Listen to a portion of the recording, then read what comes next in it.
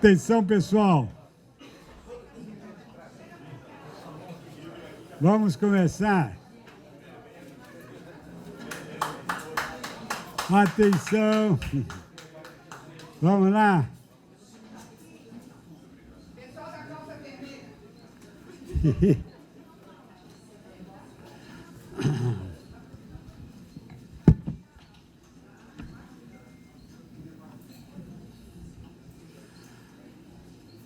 Bom, inicialmente as boas-vindas a todos. Muito obrigado por estarem aqui.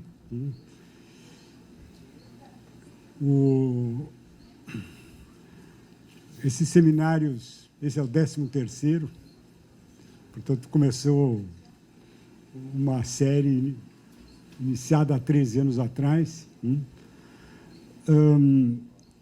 Tem o apoio, até num certo sentido, o próprio patrocínio de duas entidades que eu sempre faço questão de mencionar aqui. Uma é o Instituto Brasileiro de Filosofia, criado pelo professor Miguel Reale. Esse seminário faz parte dos eventos patrocinados pelo Instituto, e o outro, o Instituto Norberto Bobbio, criado pelo meu amigo Raimundo Malhano, quando presidente da Bovespa, da Bolsa de Valores. Os dois dão o apoio necessário para que isso se apresente e se desenvolva. Bom, o tema desse ano é o quarto poder. Quando tive a intuição de jogar isso como um tema, a ideia era pensar no quarto poder, pensando na imprensa, na velha imprensa. Conversei com meu amigo Joaquim Falcão, que olhou para mim e disse: mas a velha imprensa já era, não é mais poder nenhum, nem quarto, nem quinto. Mas a semana passada, quando falamos no telefone, ele falou: puxa vida, não pensei que o tema fosse tão explosivo. De repente, o quarto poder é como se estivesse entre nós, aqui, dando o ar da sua graça.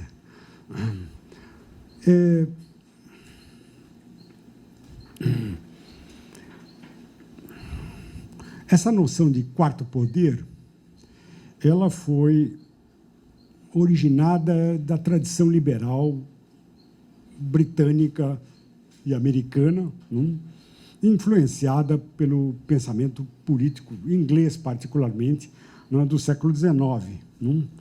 E por aí começou a ser difundida, desde o século XIX.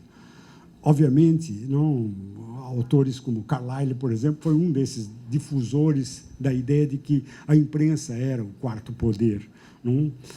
A noção de quarto poder, obviamente, era apresentada em relação à tripartição dos poderes.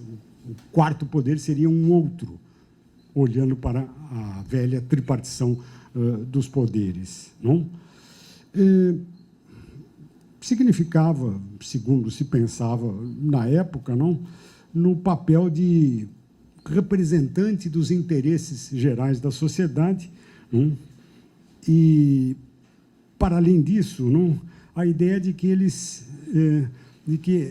por meio desse quarto poder, todos os outros pudessem se apresentar publicamente. Essa era a ideia, uma das ideias importantes. Mas, junto com isso, vinha a ideia de que esse quarto poder funcionava como um watchdog, essa era a expressão, um cão de guarda.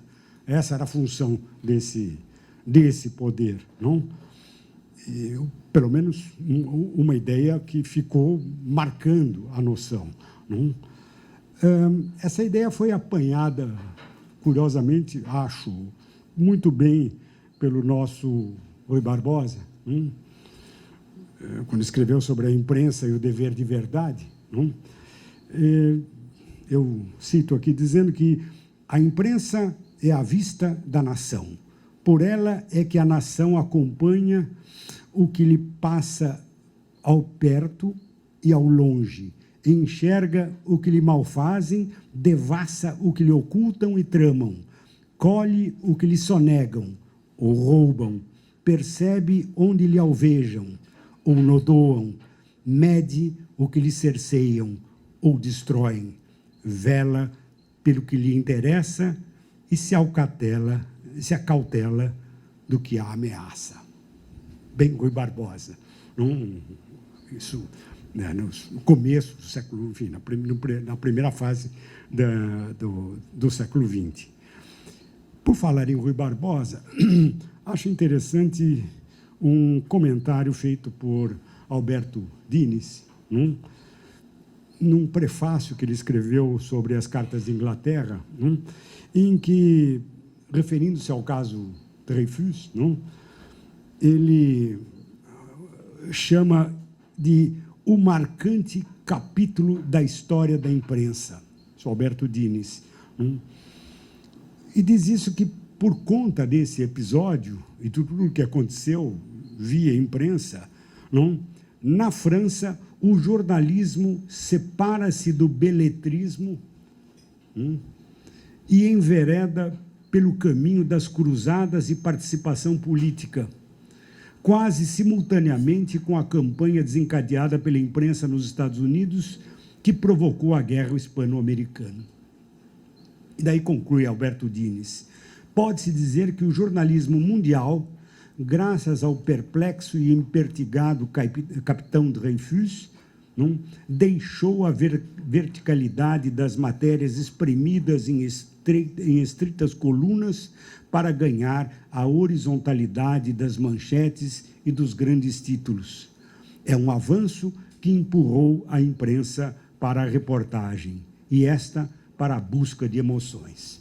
Isso diz o Alberto Dines nesse prefácio às Cartas de Inglaterra. Verticalidade das matérias, diz ele, espremidas em estritas colunas. Por outro lado, horizontalidade das manchetes e dos grandes títulos. Como é que a gente pode entender isso? O que significa isso? Esse jogo dessas duas formas, não? Rui Barbosa chama a atenção para você desocultar aquilo que se oculta. Canetti, no Massa e Poder, diz que, com muita cuidade, que o segredo está no núcleo do poder. Ou seja, uma das características do poder é a distribuição desigual do calar as intenções. O poderoso cala, diz o Canetti, mas não permite que os outros se calem. Daí a importância do silêncio, diz ele, que pressupõe um conhecimento preciso e útil do que não se diz. O que silencia sabe o que deve falar.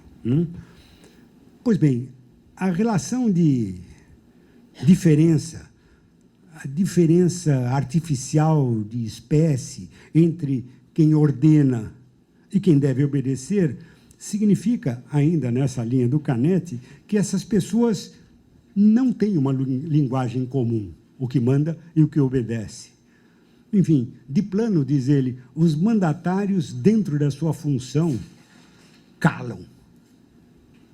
E, por isso, quando falam, supõe-se que digam coisas importantes, palavras que são ordens. Essa é a observação do Canetti.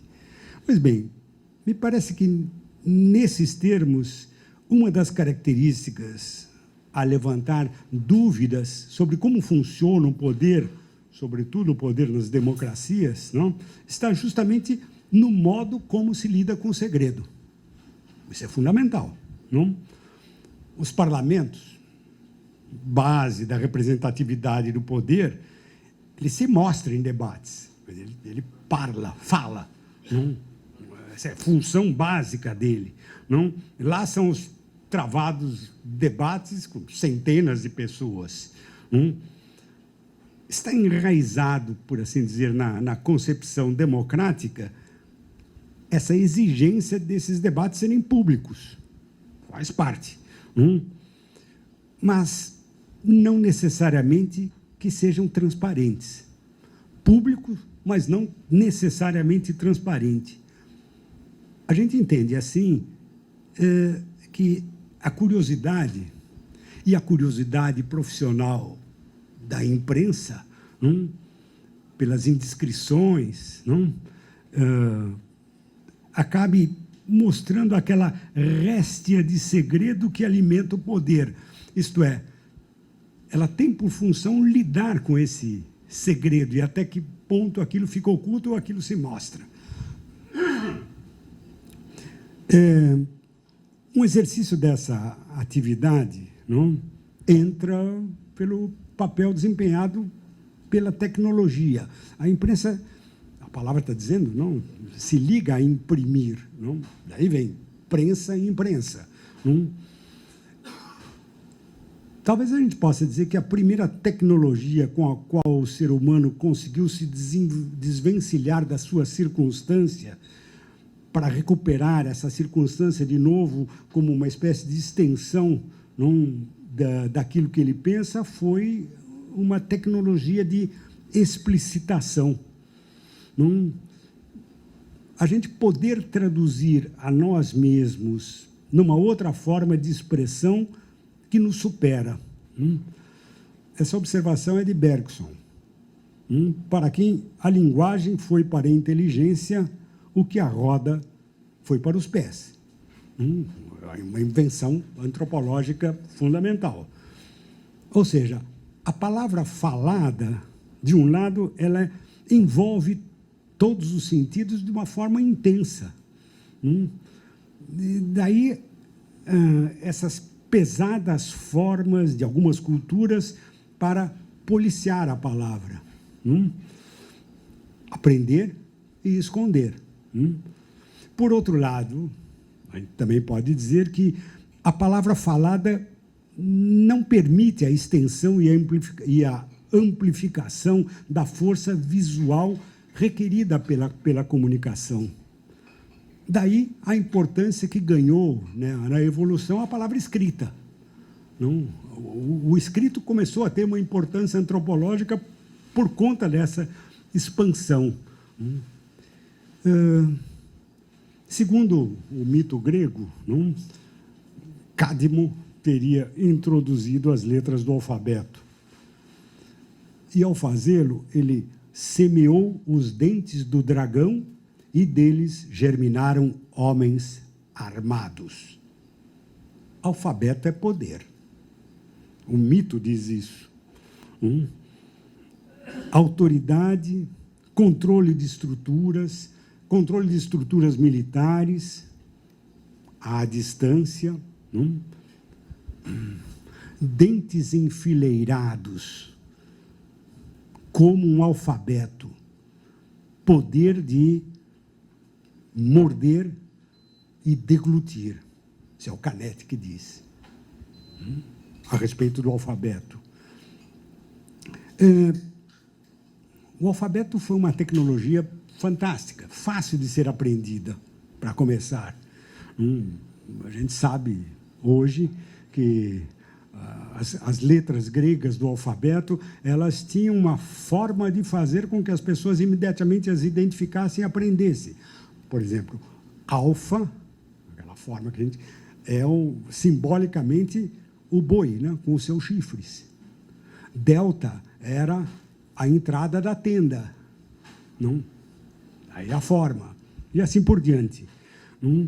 Pois bem, nós sabemos que essa tecnologia fácil de ser aprendida acabou decretando o fim das burocracias templárias, ligadas a templos, e, portanto, o fim da hegemonia dos sacerdotes, dos escribas, e também o fim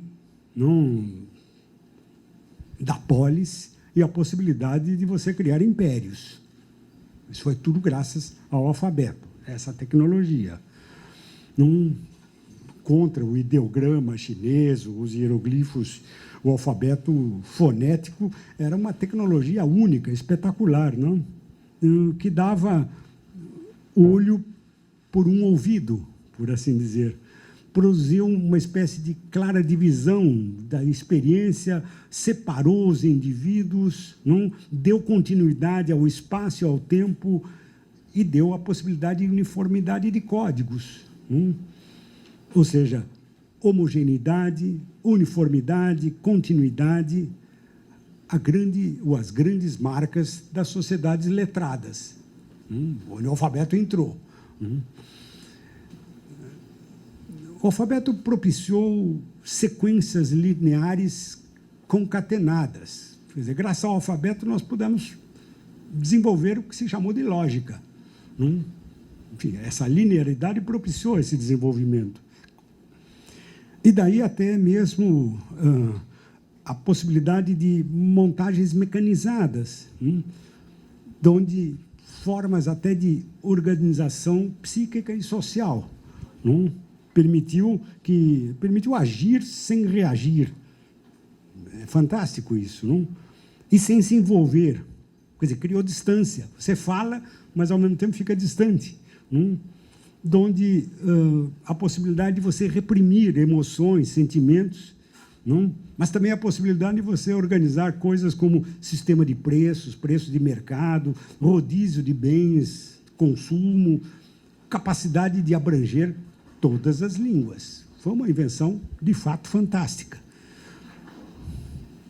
Num segundo momento, a ligação do alfabeto, dessa tecnologia, com o papel, foi um outro passo fantástico, do ponto de vista do desenvolvimento humano. Propiciou o efeito centralizador da organização das estruturas de poder. Aí já se juntando ao papel, vale dizer, a mecanização da escrita, o que aconteceu na Europa no Renascimento. O papel, por assim dizer, acelerou a comunicação e a extensão do poder a partir de um ponto. Acelerou o movimento de informação sob a forma da imprensa. Foi graças ao papel que isso se difundiu. Aliás, um dado curioso, as estradas postais na Inglaterra eram financiadas por jornais. Ou seja, uma coisa se ligava à outra fortemente. Bom, e o papel? Usado na forma tipográfica, a impressão, acabou revolucionando a comunicação. Transmitir informação é sempre uma coisa fundamental e importante, mas armazenar a informação é mais importante ainda. A descoberta de Gutenberg, tipos móveis de impressão, teve uma qualidade fantástica, suprema. Uma espécie de pronunciamento pictórico que podia ser repetido precisa e indefinidamente, enquanto o tipo durasse, onde a possibilidade da repetição. A tipografia criou essa possibilidade de você repetir, e repetir indefinidamente. O que, obviamente, quando você lidava com a escritura manual, era muito difícil de ser feito. O fantástico da impressão está nesse ponto, sem dúvida nenhuma. Por assim dizer, a impressão acabou, então, propiciando uma imagem de precisão repetitiva e que acabou sendo inspiradora de formas novas de expansão individual e social, graças à impressão. Ou seja, aquilo que começara com o alfabeto, separar os gestos, a visão e o som da palavra falada, atinge, então, graças à impressão, uma nova intensidade, que conseguiu reunir os dados separados juntando-os ao visual. Quer dizer, acabou valorizando de novo o visual, por assim dizer. A leitura, como um meio básico de adquirir informações, num primeiro momento, revelavam esse aspecto importante da linguagem. Ou seja, as palavras, no uso cotidiano, elas são equívocas. A linguagem natural ela é cheia de equivocidade.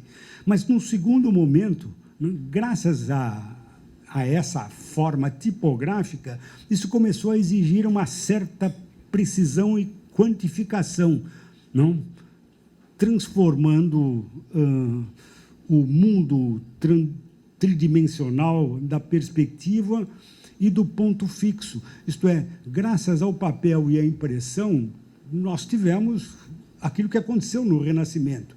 De repente, afetou, inclusive, o modo de você representar a pintura, o modo de você ver as coisas, a profundidade, alterou tudo.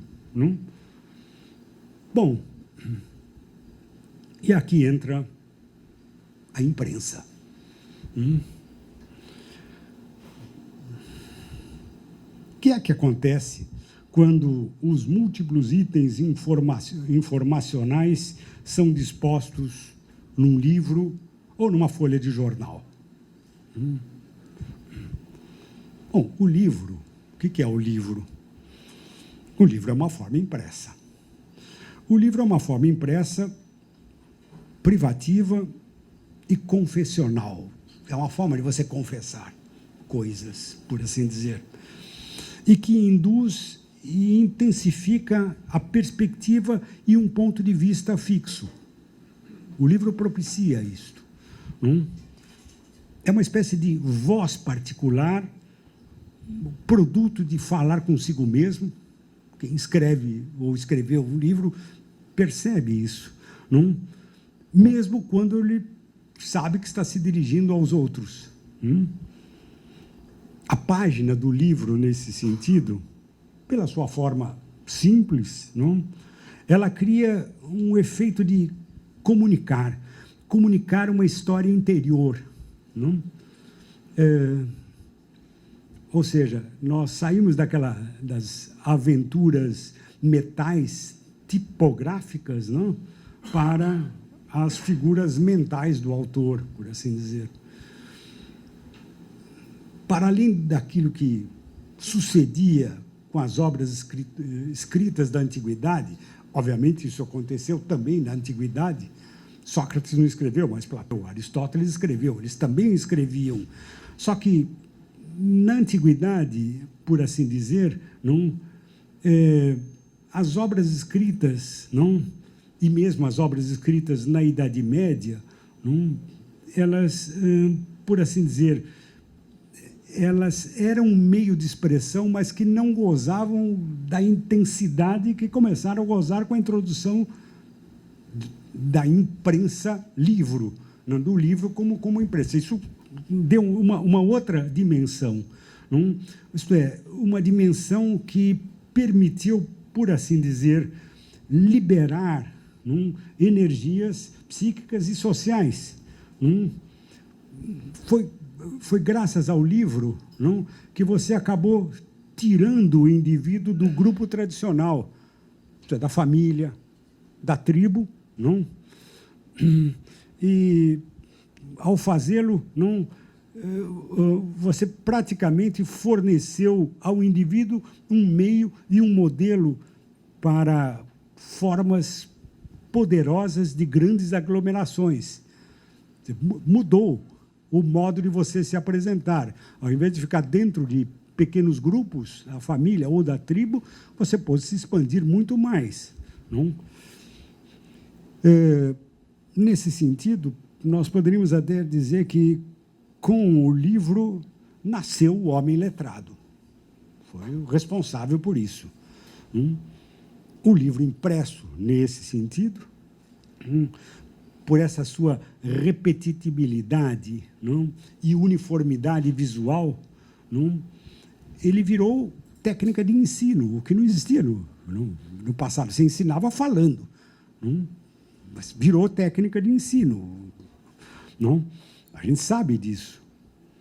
Isto é, uma espécie de repositório de invenções culturais e que acabou dessacralizando o mundo.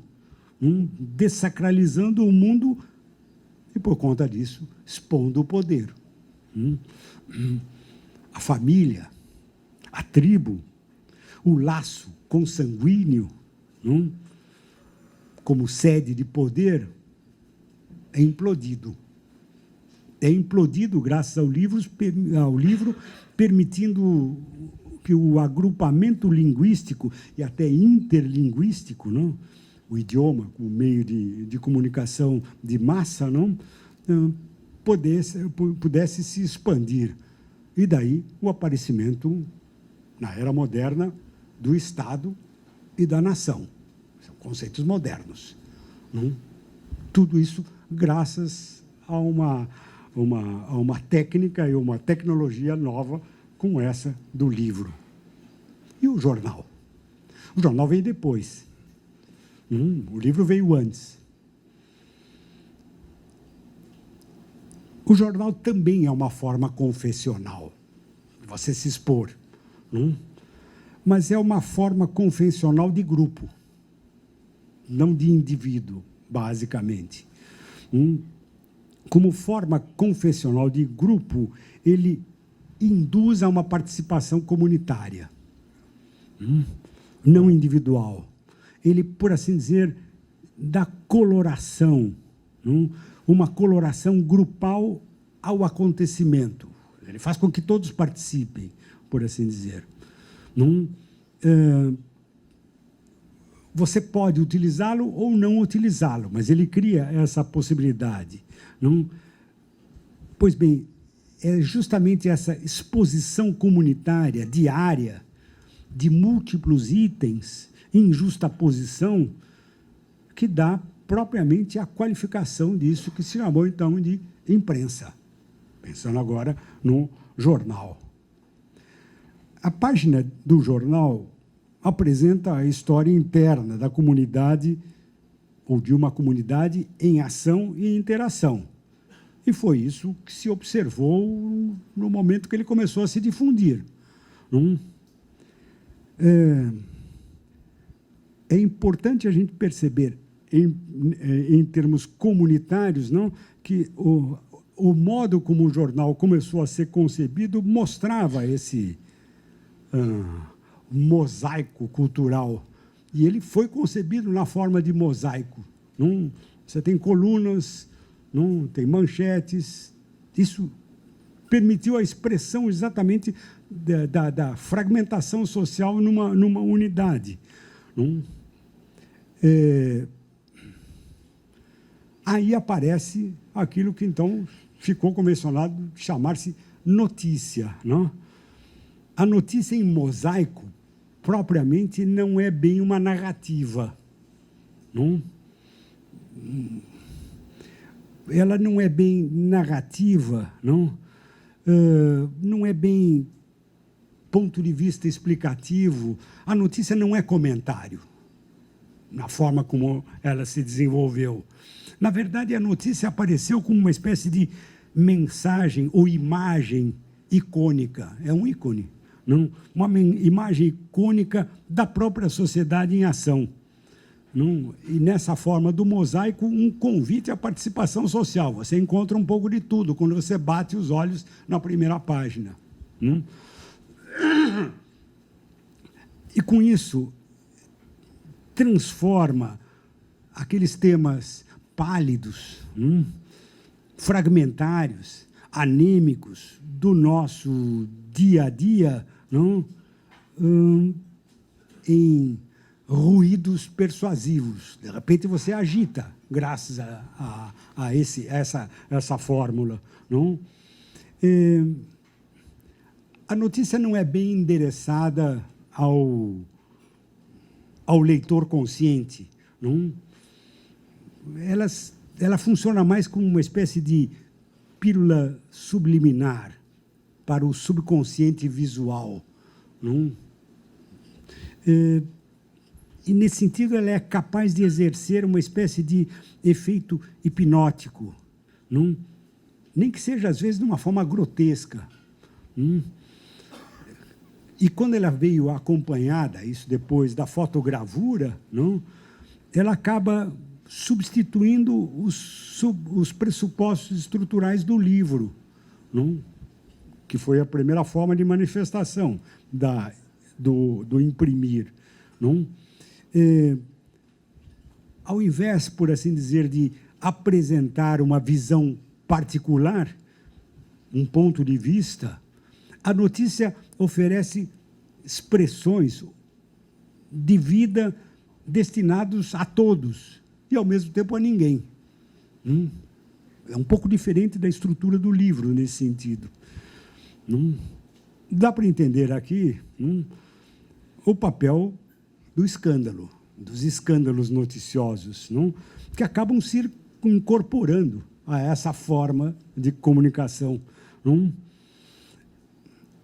Eles acabam se incorporando e, ao se incorporarem, como é forma de comunicação, eles entram dentro da cena política, acabam entrando dentro da cena política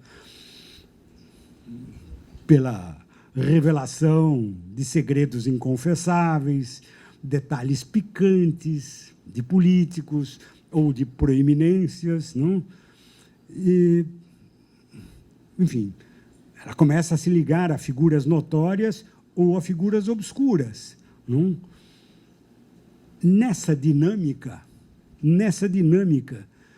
a notícia impressa, estou pensando no jornal aqui, adquire uma lógica muito própria. Ou seja, se a comunicação era tema circunscrito a grupos, em termos políticos, a elites sociais, não? Em termos de fofoca, de disque-disque, enfim, ficava muito circunscrito, não? Mediante a imprensa, ela se alastra para muito além das limitações de classe. Vira assunto de todos. Isso porque, ao adquirir as suas bases naquilo que, então, ela propicia ou ajuda a criar, a chamada política de massas, não? O noticiário acaba fortalecendo o papel da imprensa e vice-versa. Não, ao ser fortalecida, não, ela fortalece o papel das massas. Então, você começa a ter um outro tipo de política, que foi o que aconteceu, graças à imprensa. Não? Ou seja, ela acaba entrando numa espécie de exigência constitutiva para o exercício da própria política. Acabou acontecendo isso. Não? Nesse momento, por assim dizer, graças a esse papel aí que a imprensa começou a exercer,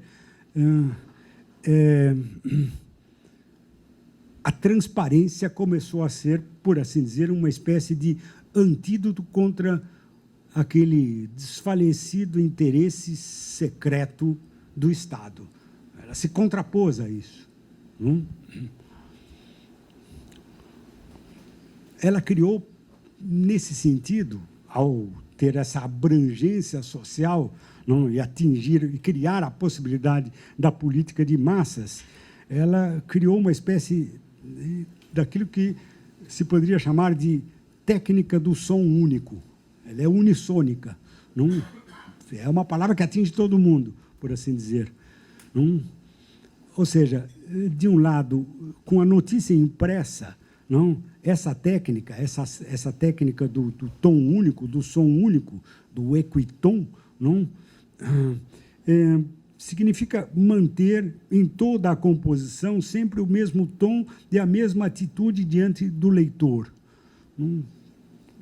Ela dá a impressão de uma certa neutralidade, por assim dizer. Isso faz parte do jogo. Não? Isto é como se ela alinhasse a linguagem escrita com a palavra impressa, não? E dá um tom só, por assim dizer. Não? Mas, de outro lado, ela acaba introduzindo ruídos que produzem um efeito inverso. Não? Isto é, ela aparta a linguagem da palavra impressa. Essa é a função da manchete. Enfim, de um lado, ela cria uma grande uniformidade, qualquer um pode ler e olhar, não? Mas, de outro lado, ela também cria ruídos. E esse é o papel da manchete. Enfim, um jogo que exige uma arte. O jornalista é um artista, ou quem monta a primeira página é fundamental saber lidar com essas duas funções opostas. De um lado, unitônico para todos, mas, de outro lado, criar ruídos também. Você tem que saber fazer isso. Com isso, de certo modo, a gente pode perceber o que poderia se chamar de o paradoxo da imprensa. O paradoxo da imprensa que estaria de um lado, dedicar-se a uma espécie de lavagem dos acontecimentos, ao dar aos acontecimentos publicidade. Mas, ao mesmo tempo, muita coisa fica em segredo. Isto é, ela, de um lado, mostra, mas, de outro lado, ela cria a possibilidade de que muita coisa não seja mostrada, curiosamente. É uma função, nesse sentido, paradoxal. Ou seja, as notícias elas não são apenas registradas, mas elas também são capturadas e fabricadas. É a ambiguidade do ser notícia. Se esconde e mostra simultaneamente. E aqui um dado importante, o papel do anúncio. O papel do anunciante faz parte desse mosaico do jornal. Além de ajudar a sustentar o jornal, ok, também o anúncio ele é uma coisa curiosa, ele requer uma espécie de esforço de elaboração. Ele também provoca o leitor com uma manchete. É parecido, ele também tenta provocar o leitor. Ele quer que você compre aquele produto. É parecido com o efeito da manchete. Ou seja, num certo sentido, o anúncio também é notícia. Mas, enquanto as manchetes, por assim dizer, noticiam o ruim, entre aspas, da sociedade, enfim, os poderosos se cansam disso, assim, só dão notícia ruim e as boas. Mas essa é a função, justamente, da manchete. Você tem que mostrar o ruim, por assim dizer. Você tem que mostrar a inundação, a calamidade, o escândalo. De outro lado, o anúncio, que tem uma função parecida, por assim dizer, de chamar a atenção, o anúncio ele neutraliza essa força penetrante do mal. E com isso, ele mantém um equilíbrio consumível, por assim dizer. Quer dizer, o anúncio é uma coisa importante para que você possa consumir a notícia. Eu me lembro, enfim, os jornais da Alemanha Oriental, quando cheguei a morar um tempo lá, eram horrorosos, não tinham anúncio. Tinham manchetes, mas não tinha anúncio, aquilo ficava insosso. Você precisava ter esse equilíbrio. Pois bem, e aqui talvez um dado importante para a gente pensar. Essa forma de mosaico, que existe até hoje na imprensa, como nós conhecemos, essa forma de mosaico no registro, na captação, que se soma à manchete, ao ruído, a reportagem, acaba, então, por se tornar nessa forma, ou se tornou nessa forma, um dado importante para a participação social. Ela ativou a participação, tornou-se parte do próprio processo de participação social e, com isso, criou uma forma de ajudar a criar aquilo que se costuma chamar de opinião pública. Foi por aí. Não? O que seria opinião pública? Eu me reporto aqui a Lippmann, que foi jornalista e foi sociólogo político também. Não? Segundo ele, opinião pública ela é construída a partir das reações dos seres humanos a um mundo percebido ou desenhado nas suas mentes. Isso é o Lippmann. Essa imagem do mundo construída por vários processos ou atalhos de conhecimento cognitivos é o que ele chamava de o pseudo-ambiente. Estereotipias, sinalizações de eventos feitos pelos meios de comunicação seriam, então, mecanismos que construiriam esse pseudo-ambiente. O Lippmann rechaça a ideia de que a opinião pública seja produto da opinião expressa livremente pelos cidadãos. Não é bem isso que é a opinião pública, dizia ele. Segundo ele, a opinião pública é uma espécie de produto de gerenciamentos. E como produto de gerenciamentos, não, esclarecia ele, e até defendia a ideia, não, aí estava a razão pela qual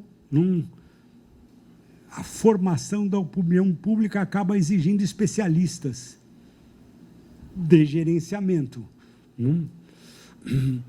Especialistas que hoje nós chamamos de formadores de opinião, acaba sendo uma espécie de algo necessário para que a opinião pública se crie. Não? Enfim, especialistas que se encarregam de serem os timoneiros da opinião, administrando a imagem ou aquelas imagens icônicas que o jornal apresenta na sua forma de mosaico. Isto é, as notícias destroem o ambiente, o pseudo-ambiente, e a formação da opinião pública reconstrói, por assim dizer, aquilo. É um jogo muito curioso entre os dois. Enfim, de um lado, o repórter, aquele que vai lá e noticia, mas, de outro lado, o que comenta, enfim, faz esse jogo, por assim dizer. Bom, o que a gente pode dizer, em suma, é que a mídia impressa, o jornal, o velho jornal, por assim dizer, ele envolve uma espécie de, na sua apresentação, ele envolve uma espécie de dilema autorreflexivo e paradoxal. De uma parte, ele provoca uma diferenciação. Enfim, a exigência de transparência, portanto, alguma coisa politicamente independente, economicamente autossustentável, que pode ser fundamento daquilo que, então, vai se formar como a opinião pública.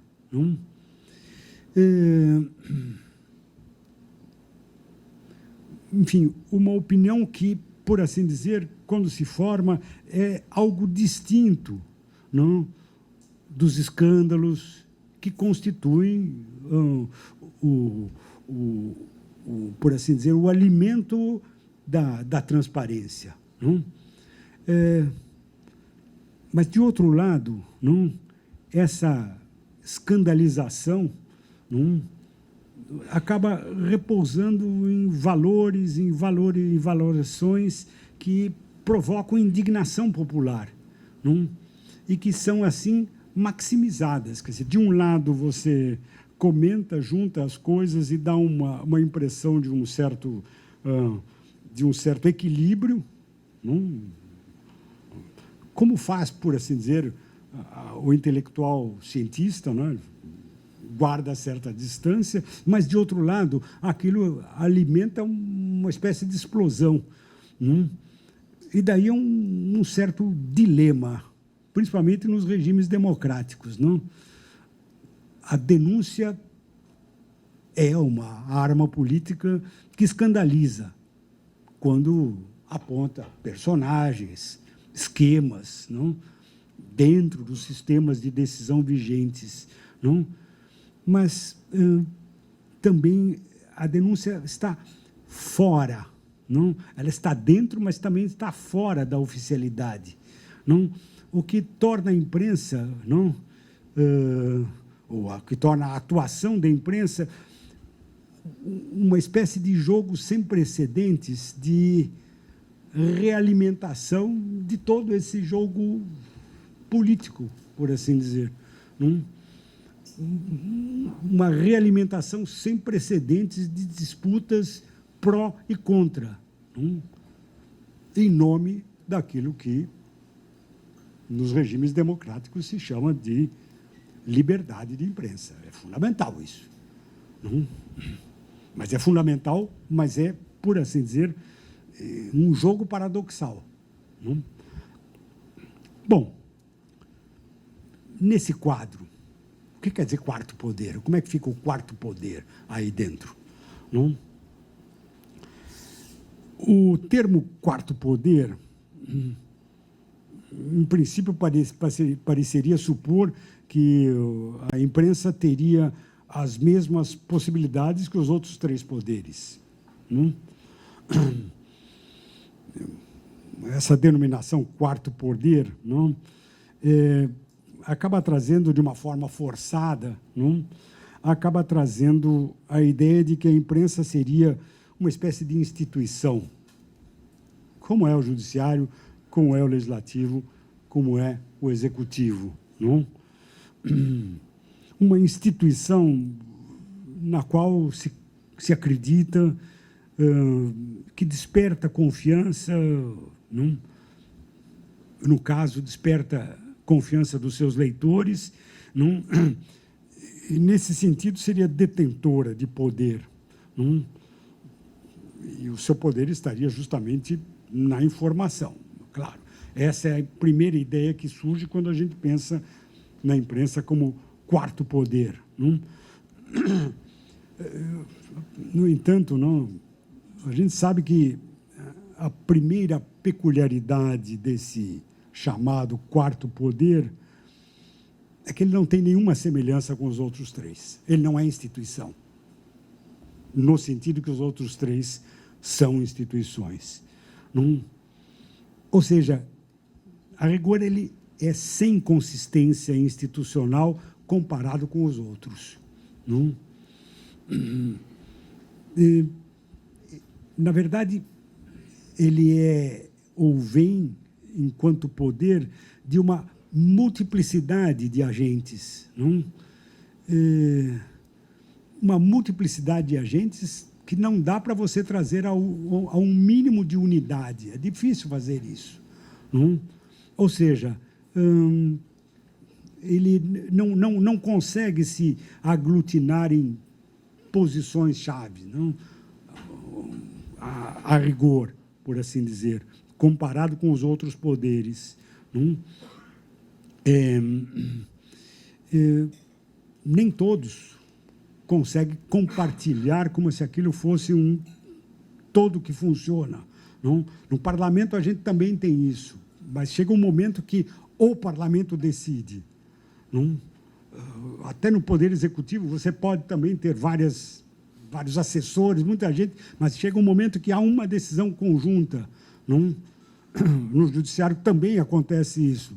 Podem brigar lá no Supremo, mas chega um momento que vem a decisão. O Supremo decidiu. Na imprensa você não consegue, não tem isso. Não tem um momento que a imprensa fala, por assim dizer. A gente pode até criar isso em imagem, mas não é bem assim que funciona. Não se compara, nesse sentido, aos outros poderes. Ela, de certo modo, sem essa consistência institucional, a imprensa, por assim dizer, é alguma coisa que pertence ao setor privado.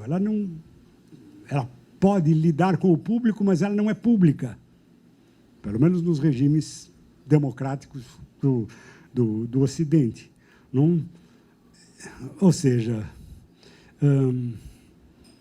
ela lida com interesses econômicos predominantes. Não? Ela está ligada a esses interesses econômicos no sentido privado da expressão. Além disso, não é um poder que tenha, por assim dizer, um poder real de restringir, de impor. Não, ela não faz isso. Não? Ela pode até contribuir para uma partilha de opiniões, não? Mas sempre cabe ao leitor decidir como agir. Não? Ela não tem poder de império, em outras palavras. Então, poder, mas diferente dos poderes institucionais. Isso significaria que, em tese, não,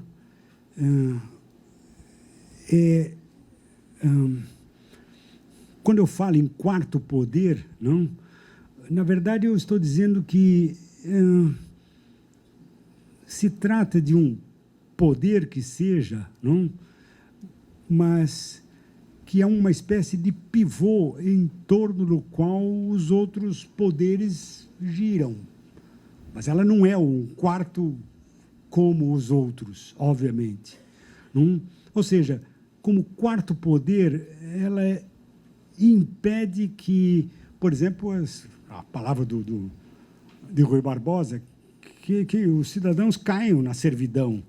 Não? E aqui eles ganham espaço, destaque, não, com o público, não, mantendo algo de poder nos intervalos da sua manifestação. Não? Nos intervalos de manifestação. Não? Ou seja, esse é o sentido mesmo, enquanto poder, de você mediar notícias. É isso que ela faz. Não? Ou seja, mostrar eventos e trazer à luz os fatos. Pois bem, o problema no exercício dessa função seria nós conseguirmos encontrar aqueles pontos em que as condições sociais tomariam uma forma reconhecível e mensurável para que o corpo do noticiário e o corpo daquilo que verdadeiramente acontece coincidissem. Aqui entra o problema da verdade dos fatos.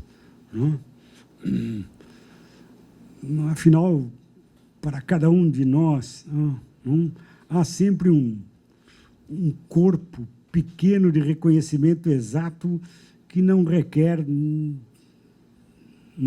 nenhuma habilidade excepcional ou treinamento. Você reconheceu que aconteceu alguma coisa individualmente. Não? Mas isso é muito pequeno para cada um de nós. Para cada um de nós saber o que aconteceu de verdade é um espaço muito pequeno. Não? E como é um espaço muito pequeno, sobra um enorme espaço à disposição do jornalista.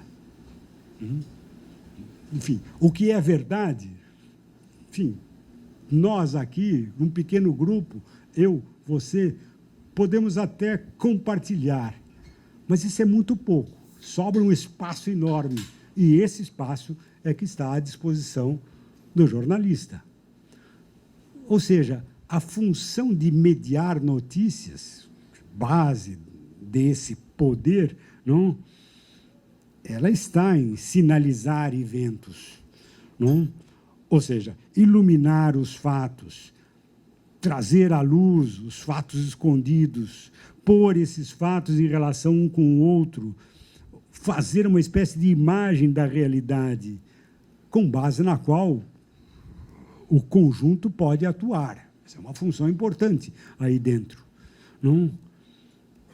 Mas, por outro lado, a gente também entende que o exercício desse quarto poder, não, que não se dá no âmbito institucional do Estado e não se confunde com as prerrogativas dos 3 outros poderes, não, ele se exerce pela publicização dos problemas políticos para o conjunto da sociedade. Isso é importante. Mais precisamente, em termos de louvação democrática, não? Isso explica uma espécie de compromisso da imprensa com a objetividade no tratamento das notícias. Faz parte dessa concepção democrática, não? Qual seja, a possibilidade de representação do cidadão comum frente ao Estado e com o funcionamento eficiente do sistema da divisão dos poderes. Mas, justamente por essas características, a sua função em face dos poderes constituídos, ainda fica de pé a pergunta, afinal, o que esse poder faz, não, ao realizar esse trabalho? Não? Eu vou recorrer aqui a um trabalho de um autor francês, Gauchy, Marcel Gauchy, que escreveu sobre isso. O que é o quarto poder? Ele usa 3 expressões para tentar descrever, então, agora, de um ponto de vista de um observador, o que é, afinal, esse quarto poder. Não? As expressões são contrapoder, metapoder e antipoder. Enfim, poder, mas sempre com um adjetivo que empurra o poder para o outro lado. Não? Contrapoder, metapoder, antipoder. Não? Com essas 3 expressões, a gente tentaria entender, afinal, qual é o poder, o quarto poder da imprensa. Não? O ponto de partida é o papel da imprensa dentro das democracias modernas, não? Que, justamente por requerer representação, também precisam desse sistema de contrapoder. Ou seja, o que quer dizer contrapoder? A imprensa produz as condições para que a composição pelo poder, não, as condições para a competição pelo poder, não, se deem também fora do jogo do poder. É uma coisa curiosa. Não? Ou seja, ela é contra poder porque permite, nas sociedades democráticas, não, a criação de condições para esse debate necessário para que o poder funcione, só que fora dele, por assim dizer. Não? Ou seja, ela é uma condição sem a qual os poderes instituídos se degeneram. Então, ela é importante, mas, nesse sentido, ela é contrapoder. Não? Agora, não é diretamente um contrapoder no sentido de que ela se opõe aos outros poderes. Não é nesse sentido. Não? E não é contrapoder nesse sentido de se opor aos outros 3 poderes, porque ela não tem sequer meios práticos para conseguir se opor nessa forma. Um poder que se opõe ao outro, que regula o outro, como é a ideia da divisão dos poderes. Um regula, por assim dizer, o outro. A imprensa não trabalha desse jeito, como contrapoder. Ou seja, o papel da imprensa é, antes, enquadrar o exercício do poder. Nesse sentido, ele é um contrapoder em termos de metapoder. E aí vem a segunda expressão. Não? Ou seja, ela, por assim dizer, lembra os poderes instituídos constantemente das suas funções primárias. É isso que ela faz. Não? Pois bem, e o que está acontecendo agora? Nós temos um desenvolvimento dos meios de comunicação de massa, primeiro com a comunicação televisiva, a televisão, aconteceu isso, antes o rádio, depois a televisão, e que, aos poucos, foi alterando essa função, a velha função da imprensa. E, quando nós percebemos essa transformação, a gente percebe que essa função da imprensa de alimentar e encenar a opinião, ela, por assim dizer, faz com que essa função de contrapoder e de metapoder, ela entre dentro da lógica dos poderes, quer dizer, ela passa a ser necessário para que os outros poderes sobrevivam. Ora, como representante, por assim dizer, da opinião pública, a imprensa, então, adota um status dentro da sociedade, enquanto contrapoder e metapoder. Ela é o meio pelo qual qualquer poder, para ser ouvido, tem que atravessar. Os políticos têm que usar esse instrumento. E são obrigados a ajustar o seu discurso a esse instrumento. Isso aí caracteriza esse poder. Pois bem, embora o papel da imprensa tenha sido assegurar, então, o bom funcionamento da representatividade como contrapoder e como metapoder nas sociedades democráticas, o que a gente percebe é que, no correr do tempo, por algumas razões significativas, isso está, por assim dizer, virando. Ou seja, você começa a perceber que, de contrapoder, naquele sentido, metapoder, de propiciar aos outros poderes uma espécie de espelho do seu funcionamento, ele começa, aos poucos, tomar um sentido mais forte. Ou seja, começa a tomar um sentido mais forte de, efetivamente, provocar limitações e, num certo sentido, uma espécie de incapacitação do exercício do poder. Enfim, na sua função de contrapoder e de metapoder, aos poucos ela vai virando uma espécie de poder que, ao invés de facilitar, começa a gerar uma aniquilação do outro poder. Isto é, por uma forma prevalecente daquilo que a gente chama de crítica, de prevenção de abusos, ela começa a criar incapacitação para agir dos outros poderes.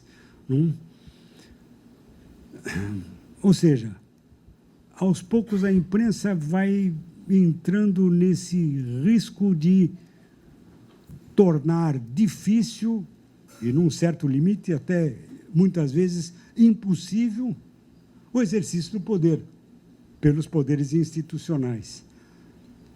Vai tornando difícil esse exercício. Ela começa como um facilitador, mas acaba tornando difícil. E, nesse sentido, ela vai se encaminhando de contrapoder, de metapoder para antipoder. Em vez de ajudar, ela atrapalha, para ser bem simples. E isso está ficando cada vez mais claro na era que nós estamos vivendo. No momento que nós estamos vivendo, com a globalização, enfim, com o advento da internet, das outras mídias sociais, isso está se tornando cada vez mais perceptível. por assim dizer. Não?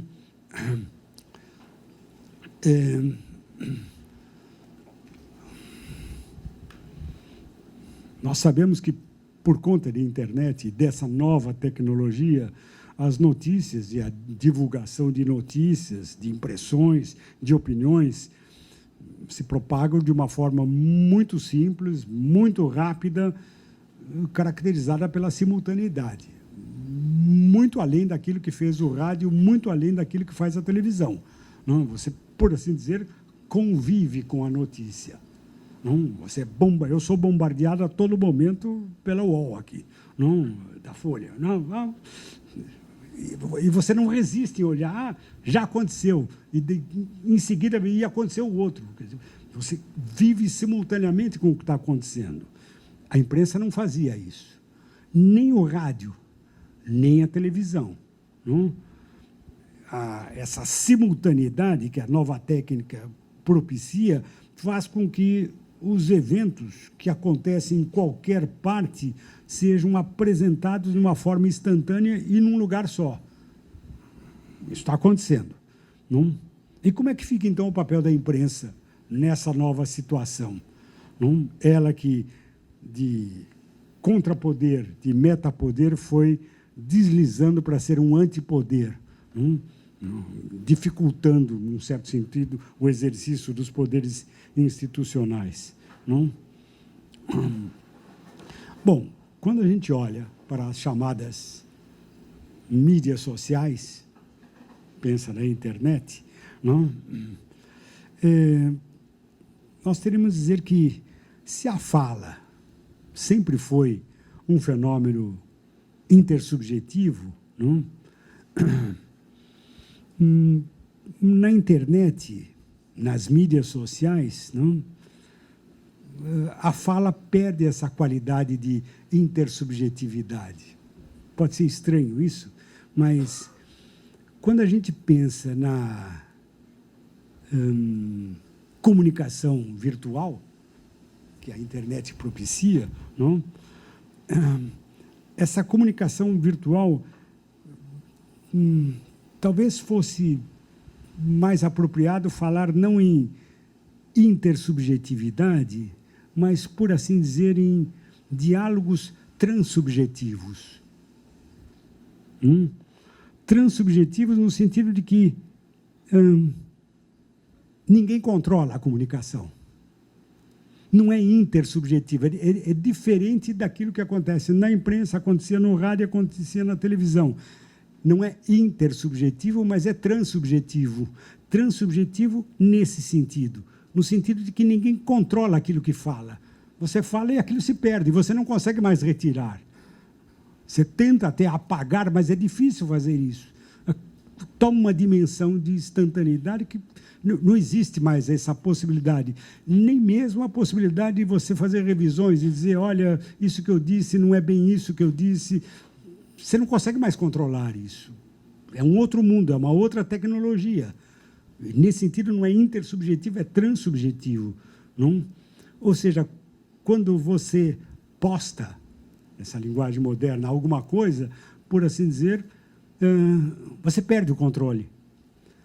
Nesse sentido, a fala virtual, não, ela transcende qualquer intersubjetividade, porque ela se atira para tudo quanto é lado. E com uma velocidade enorme. No mundo da internet, não, por assim dizer, não existe mais linearidade, que caracterizou basicamente a imprensa, desde Gutenberg. Não, é a comunicação linear. Você lê nessa forma, ou na outra forma, dependendo da língua, não escrita. Não, mas a linearidade é o modo como você se comunica, e isso propicia, ou propiciava, a comunicação como intersubjetividade. Nós sabemos que, no mundo da internet, o discurso, por assim dizer, ele não é linear, porque ele vai, vem, volta, vai para uma outra direção, sobe, desce. Ele não tem direção, por assim dizer, em termos de linearidade. Ele está a todo momento sofrendo múltiplas interferências. Não? Quando a gente pensa nisso, não, talvez a palavra que nos permite entender não, o que seria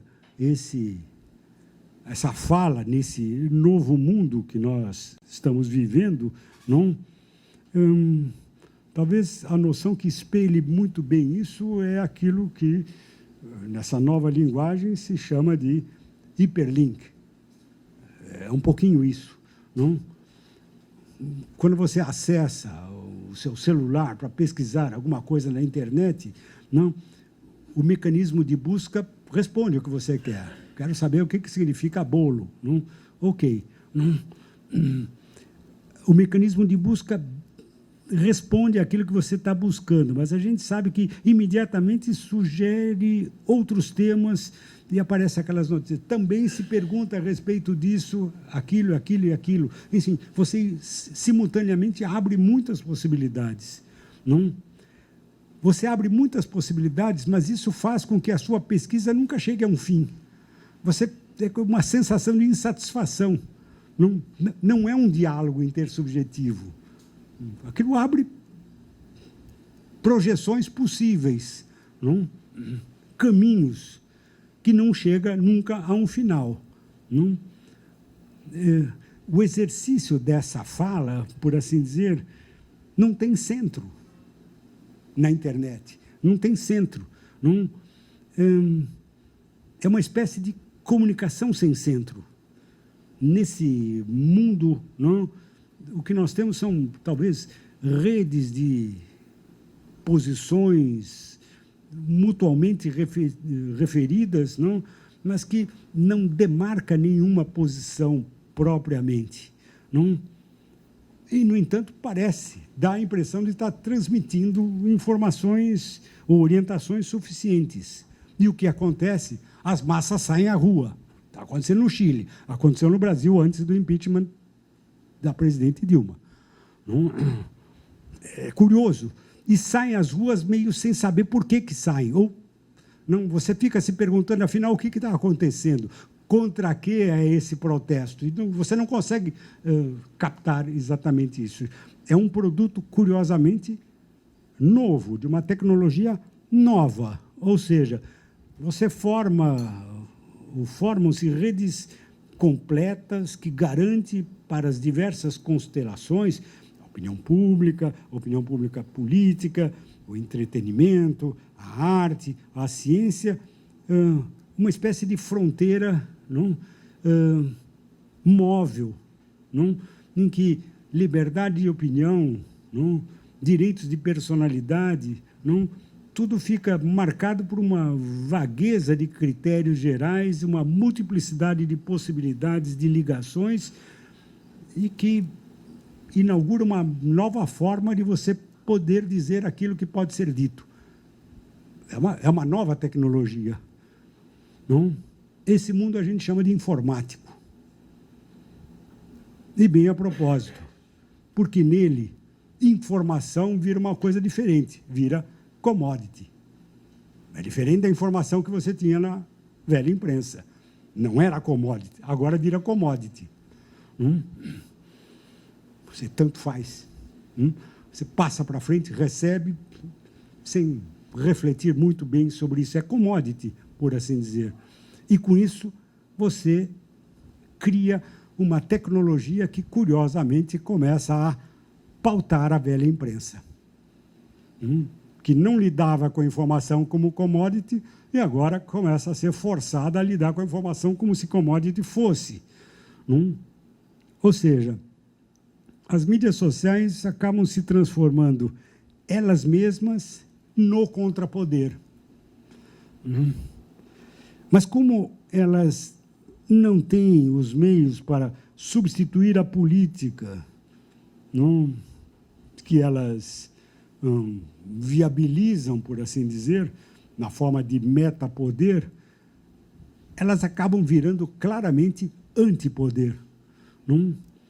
Ou seja, no momento elas provocam uma espécie de imensa disponibilização, vale dizer, desconfiança, desprezo, frustração, para depois criar uma politização um pouco sem rumo e sem centro. Desse modo, o contrapoder se passa claramente a ser antipoder. Poder que se dissolve com os poderes que ela mesma dissolve.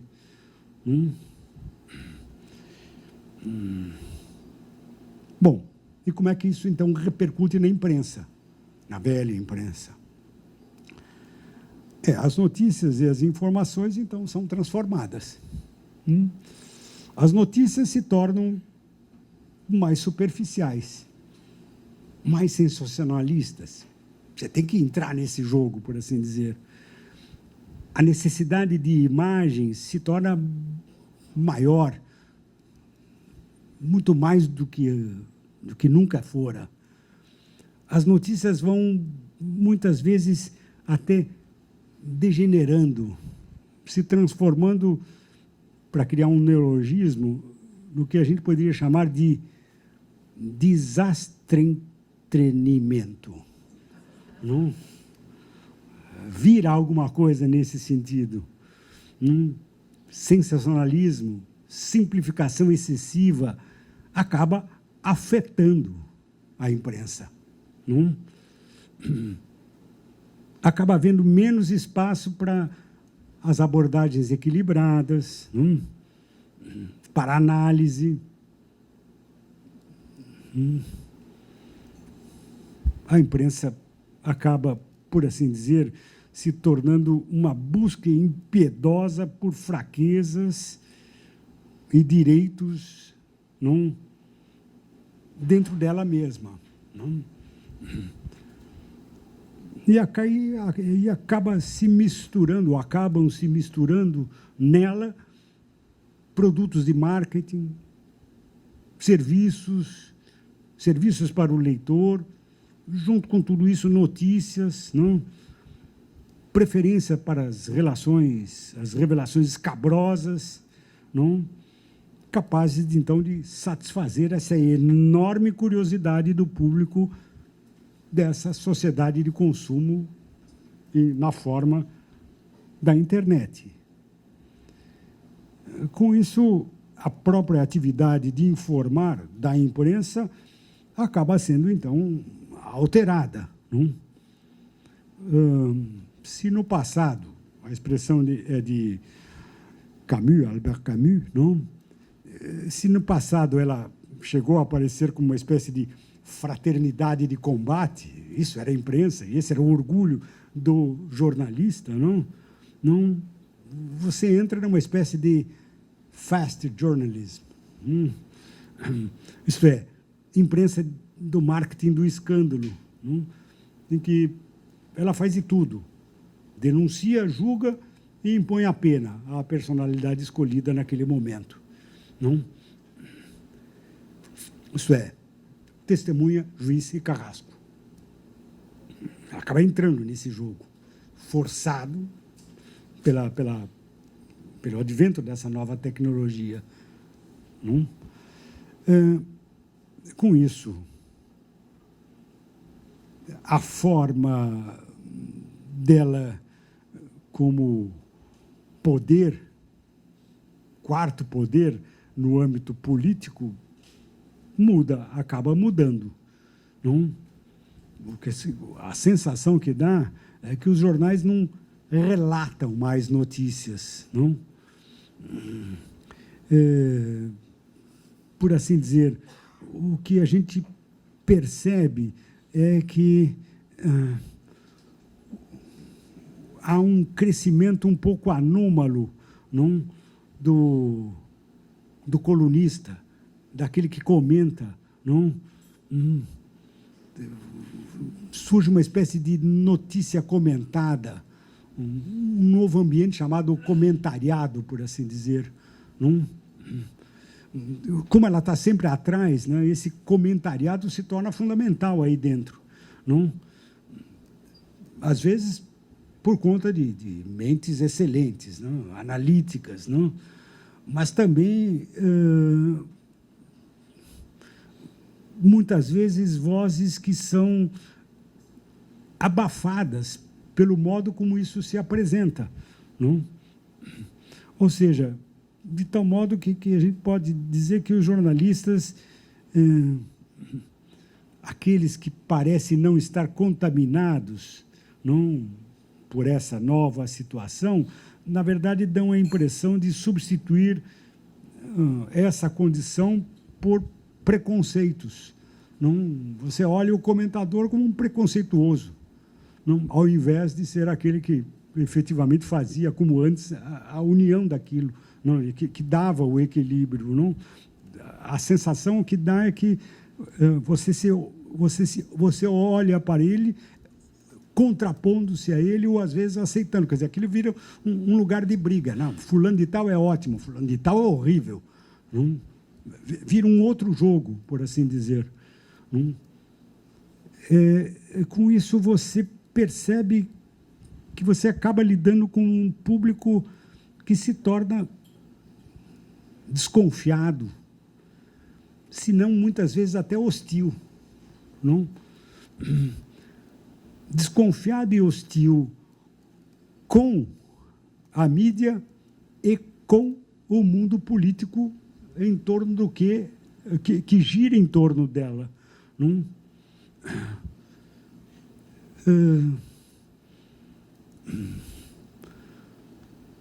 A confiança, que faz parte da velha imprensa, ela se dá sempre em blocos, não, por assim, confiança entre pessoas e os políticos, entre os meios de comunicação e as pessoas, entre os jornalistas e os políticos, não? Pois bem, esses 3 blocos de confiança acabam entrando numa profunda desconfiança e até em antipatia mútua. Você desconfia um do outro e entra num processo de antipatia. Isto é um terrível círculo vicioso. Quando você olha, então, a imprensa cercada por essa nova mídia, produzindo esses efeitos, a pergunta se põe. A imprensa, enquanto quarto poder, estaria, talvez, levando-se a si mesma, ao seu desaparecimento? Estaríamos chegando ao fim da galáxia de Gutenberg? Essa é a pergunta, e esse, acho, é o tema que nós vamos discutir no nosso seminário. Muito obrigado e um bom jantar.